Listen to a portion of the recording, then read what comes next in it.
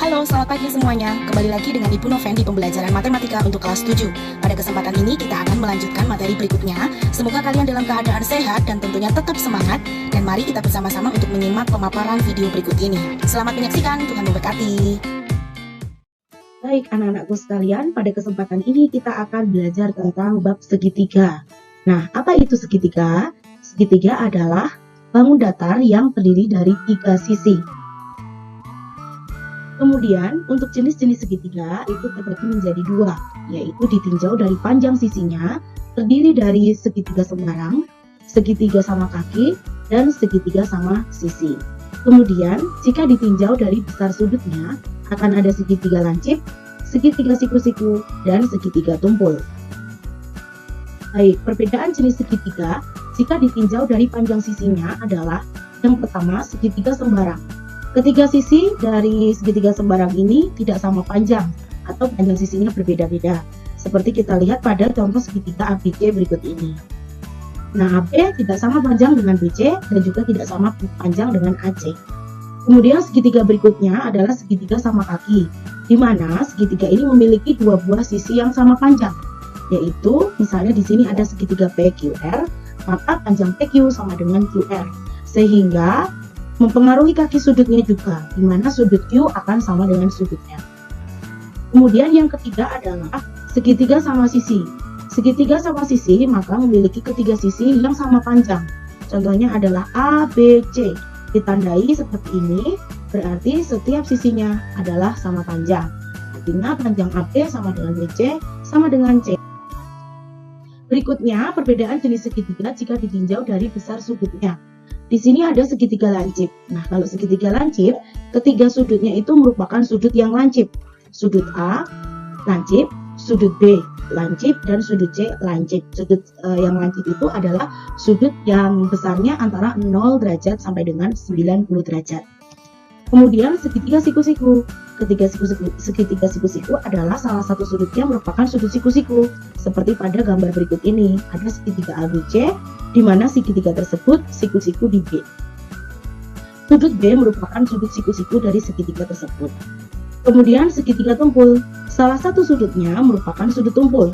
Contohnya adalah segitiga ABC berikut ini, di mana sudut B merupakan sudut tumpul. Kalau tadi siku-siku, kita bicara siku-siku berarti besar sudutnya 90 derajat. Kalau sudutnya tumpul berarti lebih dari 90 derajat dan kurang dari 180 derajat. Nah, pada segitiga terdapat garis-garis istimewa pada segitiga. Yang pertama adalah garis tinggi, yaitu garis yang ditarik dari titik sudut suatu segitiga dan tegak lurus terhadap sisi di hadapannya. Contohnya pada gambar berikut ini.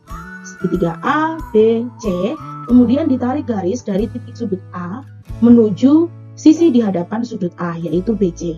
Kemudian karena ditarik garisnya itu siku-siku atau tegak lurus, maka A titik di sisi BC ini akan membentuk garis tinggi.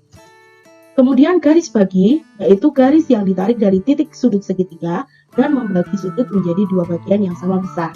Jika ada sebuah sudut, kemudian kita tarik garis ke sisi di hadapannya, kemudian membagi 2 sudut menjadi sama besar, maka itu disebut dengan garis bagi. Berikutnya garis berat. Garis berat adalah garis yang ditarik dari titik sudut suatu segitiga ke pertengahan sisi di hadapannya. Contohnya seperti ini, ya, ada garis yang ditarik dari sudut A menuju sisi BC dan membagi 2 BC menjadi sama panjang. Nah, garis ini disebut dengan garis berat.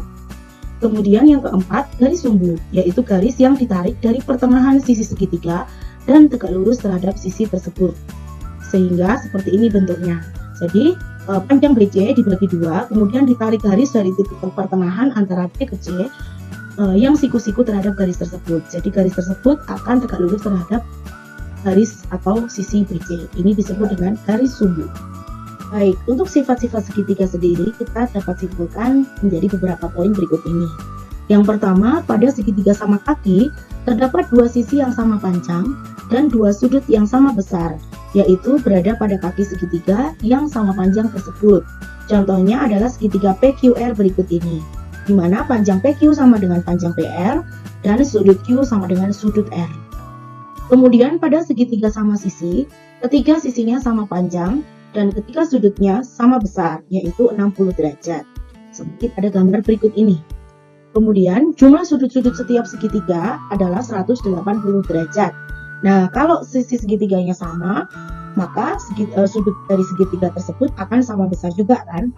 Sehingga setiap sudutnya itu 60 derajat, didapat dari 180 derajat dibagi dengan 3 sudut. Hasilnya menjadi 60 derajat. Contoh lainnya adalah ada segitiga ABC berikut, di mana sudut A 75 derajat, sudut B adalah 65 derajat. Maka sudut C-nya adalah 40 derajat. Dari 180 derajat dikurang 75 derajat, dikurang 65 derajat. Sudut A tambah sudut B tambah sudut C sama dengan 180 derajat.